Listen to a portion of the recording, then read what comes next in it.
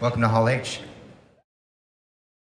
The beginning of the film will be from this place, and that happens to be the last day of shooting.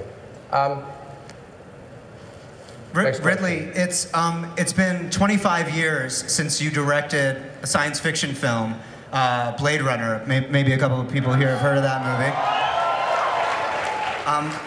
Why did it take you so long to come back? Because I was actually too busy doing other movies and exploring other genres. So frankly, I never actually thought about science fiction until I started to realize that actually there was something in the first Aliens that no one had ever asked the question about. And in the next 3 Aliens, still no exploration of that one big question. And I thought, well, that could be the centerpiece of what we've just completed. That said, that is about the only DNA loosely applied to the original Alien. We've gone in another complete different direction, but in the last few minutes of the movie, you'll actually understand what I'm talking about. I certainly hope so. CG, computer-generated... so do I, so do Fox. CG has really been a big part of movies as of late, big event movies. And I think that what you're doing, first in Pinewood and now in Iceland, first off, you're shooting this film in 3D. And secondly, you're not doing it with a lot of CG. You're actually building these sets. Can you talk to us a little bit about why you made those decisions and what it's been like for you shooting in 3D?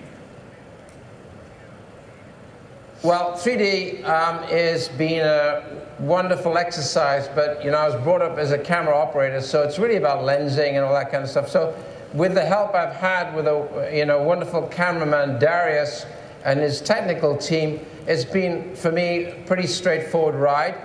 That said, I'll never work without 3D again, even for small dialogue scenes. I love the whole process. I love it. 3D opens up the universe of even a small dialogue scene. So I've been very impressed with that. There's the actual effects thing. A great visual effects man who I did Blade Runner with, called Doug Trumbull, once said to me, if you can do it live, do it live. He said, it's always better than anything else. That was like 28, 29 years ago. And even though we've got marvelous digital capabilities today, I would still say if you can do it live, do it live. First of all, it's cheaper. It is not less expensive to do digital. Ridley, are you a replicant? And if not, why did you leave origami shit on my chair all the time? I thought you were a fucking robot, actually. And I thought, robots need to have origami to get their fucking heart started. Speaking of robots, there is a rumor about this movie that there is a robot in Prometheus. Is this accurate? Will you confirm that here for us today? There may be 2. Ah. There may be 2. Ooh, snap. I think robots and androids and replicants have actually become so much part of the actual science fiction scenario and landscape that they're no longer unique. So what you've got to come up with, like in all challenges, whether you're writing a book or whether you're doing a movie or whether you're doing an opera, you've got to come up with those unique notions that make something fresh. And I think this film I've honestly had a better time with than many years.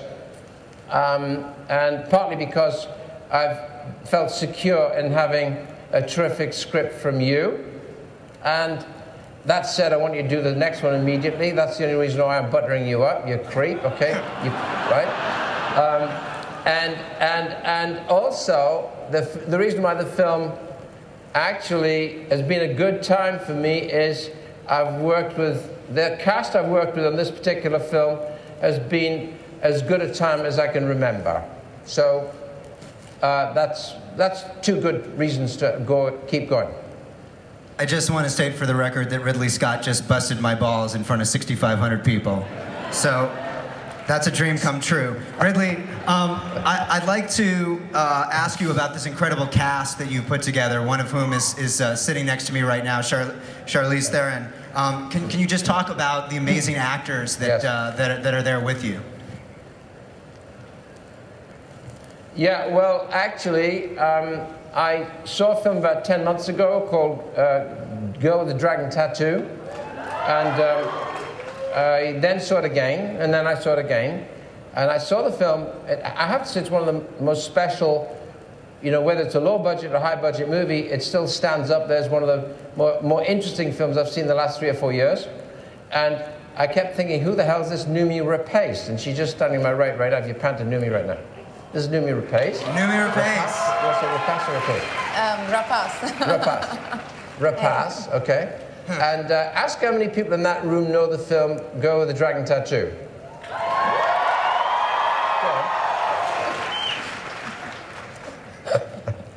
She may want to, I'll run through the cast and she can talk, okay?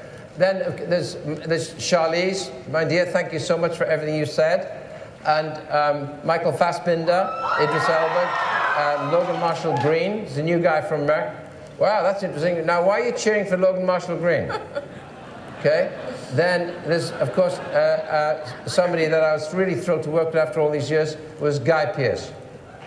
So there are others in the film, but these are the main players, and it's an extremely good ensemble. Over to Noomi. Yeah, Noomi. Ask Noomi something. Hi, Noomi. How are you? Yeah. Hey, very good. Hello, everybody.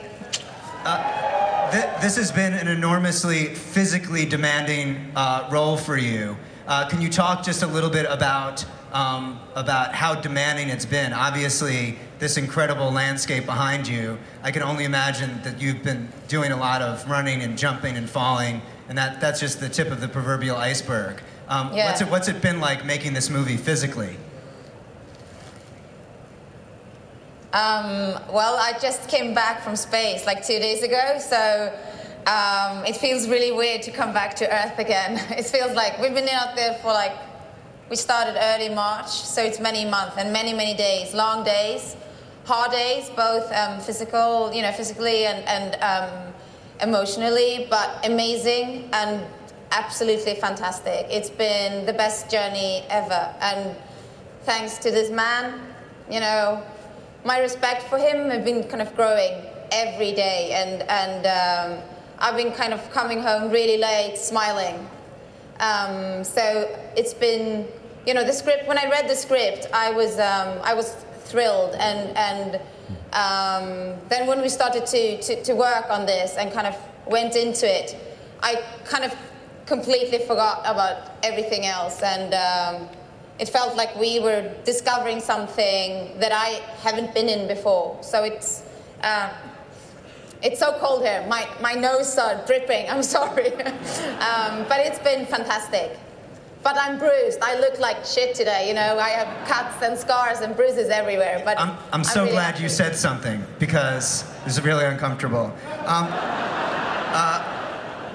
Ridley, I have one more question for you, sir, because I know that you're actually still shooting the movie. And I just want to say that if I were in this audience and I could step up to the mic and ask you a question, you know, I would ask you, is the PG-13 rating on this movie going to inhibit you from telling the story that you want to tell in any way? You know, has it inhibited you? No, not at all. You can't do that as a filmmaker. I mean, obviously, I've got a responsibility to my studio and to Mr. Rothman, but I always make sure we have both options. You're crazy not to do that, because at the end of the day, we'll both look at it. Tom and I will both look at it, and we'll decide in that big theater at Fox which is the best way of going. So I've fundamentally covered our ass, I think. So there will be... that's as far as I say. There will be naked push-ups in the movie. Yes. We've clarified. Yeah, There'll okay, definitely good. naked push-ups in the All right, movie. well, I know you've got to... That was good. I know that you've got to get back to work. So, ladies and gentlemen, yes. The hawk? Check. I tell you about the hawk? Okay. No, please. He's not listening. Ladies and gentlemen, Noomi Rapace, Sir Ridley Scott, Charlize Theron,